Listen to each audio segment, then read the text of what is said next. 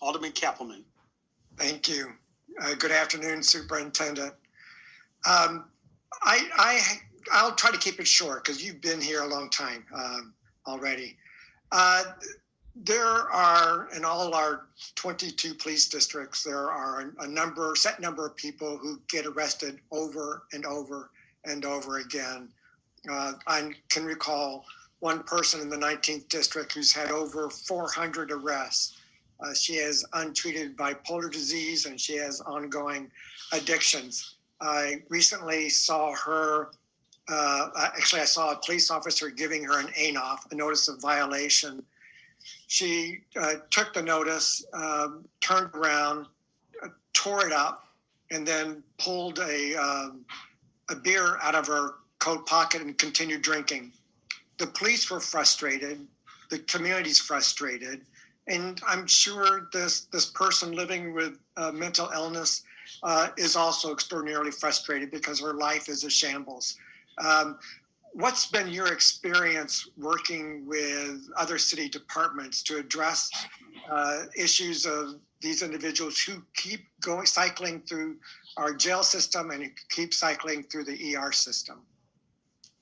So this is another wheelhouse of mine where really my last act as police chief in Dallas was to create a right care program where law enforcement took on a supportive role when dealing with high users of emergency rooms, hospitals, and high users of the 911 system, arrests, all the things you mentioned.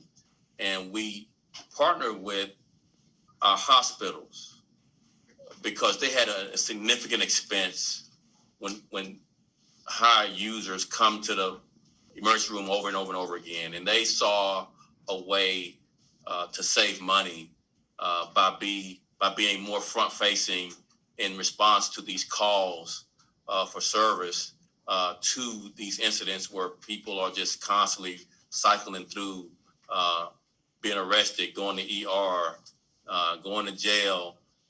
And what some of the simple solutions were to hotspot police it, but have psychiatrists, psychologists be both in your 911 center and also on call to these high risk, high users of these systems, not when the 911 call happens, but throughout, to make sure they're on their meds, to make sure they're going to their counseling sessions.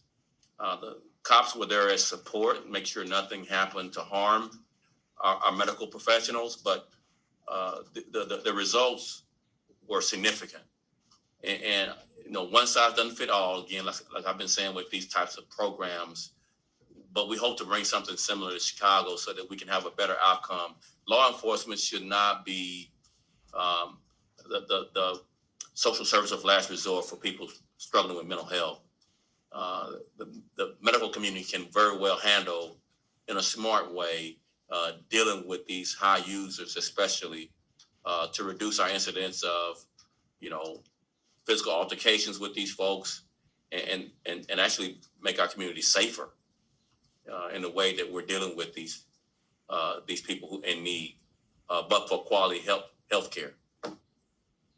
Thank you so much. You have my full support.